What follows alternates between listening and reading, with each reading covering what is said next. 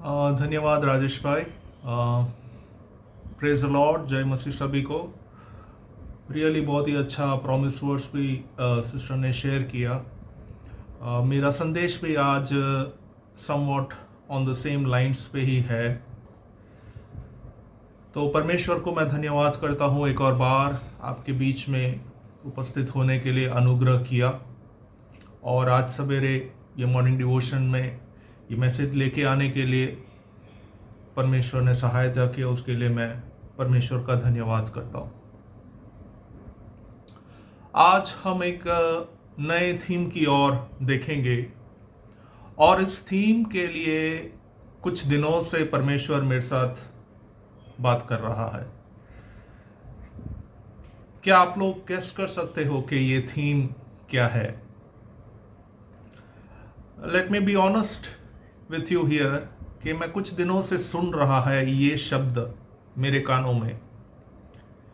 English में हम कहते हैं यंग चर्च, हिंदी में कह सकते हैं एक जवान, एक नया, एक कलीसिया। आज का जो टॉपिक है या थीम जो है वो सेंटर कर रहा है इसी के आसपास, और उसका टाइटल है being part of an active church in God's plan. अथवा हिंदी का ट्रांसलेशन आप थोड़ा इसको करेंगे तो ऐसा होता है कि परमेश्वर की योजना में एक युवा का, एक सक्रिय चर्च का हिस्सा होने, एक युवा चर्च का एक सक्रिय हिस्सा होने के नाते कैसे परमेश्वर उसको देख रहा है।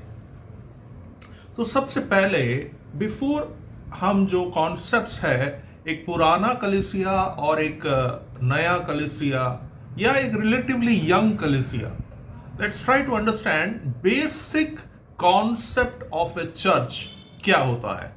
तो उसके लिए आइए मेरे साथ खोलिए बाइबल अपने आप, और हम रिफर करते हैं एक्ट्स ऑफ अपोस्टल्स, उसका चैप्टर 2। उसमें अगर आप पढ़ेंगे ना तो आप एक रेफरेंस देख सकते हो कैसे वो जो पहला चर्च है वो एस्टेब्लिश हुआ था। मैं पहले इंग्लिश में पढ़ता हूं कुछ मेन वर्सेस को, इसलिए वो 7 to 12 है जो मेरे हिसाब से थोड़ा मेन है, ध्यान देना है। तो इंग्लिश में ऐसा है, they were completely astonished saying, look, are not all of these who are speaking Galileans? Then how is it that each of us hears in our own language or native dialect?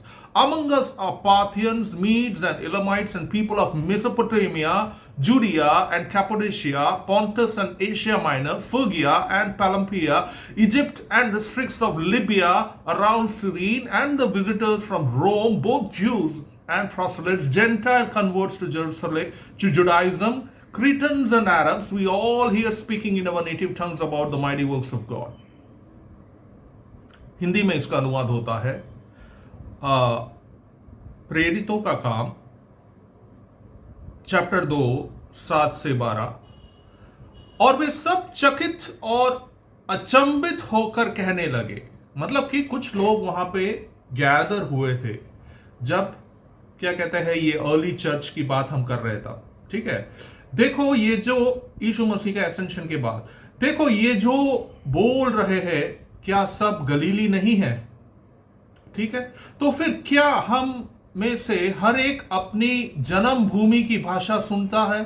हम जो पार्थी और मेदी और इलामी लोग और Mesopotamia और यहूदिया और कुप्पदकिया और पत्र और पुंतोस और असिया, देखिए बहुत सारे नेशंस का नाम आप देख सकते हैं इधर, और फ्रिगिया और पैम्फिलिया और मिस्र और लिबिया देश जो कुरने के आसपास है, इन सब देशों के रहने वाले और रोमी प्रवासी, क्या यहूदी मत धारण करने वाले क्रेती और अरबी भी है, परंतु अपनी अपनी भाषा में उनसे परमेश्वर के बड़े बड़े कामों की चर्चा सुनते हैं। और वे सब चकित हुए और घबराकर एक दूसरे से कहने लगे कि यह क्या हुआ। तो मतलब कि एक ये वो एक चर्च का एक आपको इधर रेफरेंस मिलेगा। आप जैसे नीचे जाएंगे ना तो आप और भी पढ़ेंगे कि ये पहला चर्च जो था उसमें होली स्पिरिट रिवील हुआ पेंटिकॉस्ट पे, और वो अपोस्टल्स के ऊपर जब आता है तो इट्स अ फायर, एंड वो ट्रांसफॉर्म करता है उस विजिबल कम्युनिटी को, एम्पावर करता है उनको गॉस्पेल ऑफ जीसस को लेके जाने के लिए। आज का चर्च कैसा है हमको सोचना है। क्या वो फायर पावर है? Do you see the fire of God आपका चर्च में?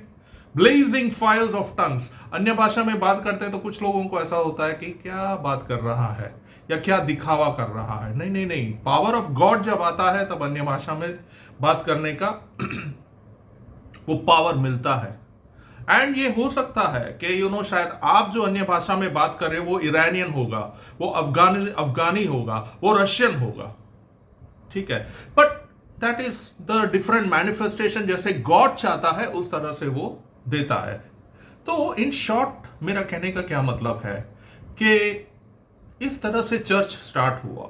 जीसस के डिसाइपल्स जो 11 डिसाइपल्स थे, उन लोगों ने फिर अपने अपने यूनिक वे में उन लोगों ने क्या कहते हैं जीसस का मैसेज को लेके गए। तो हुआ क्या कि कुछ एम्फोसाइज करता है गॉड द फादर के ऊपर, कुछ एम्फोसाइज करता है जीसस आया इसलिए क्योंकि मदर भी था इसके लिए ना, तो कुछ का इंपॉर्टेंस होता है मदर मेरी के तरफ, कुछ मानते हैं होली स्पिरिट को ज्यादा, ठीक है।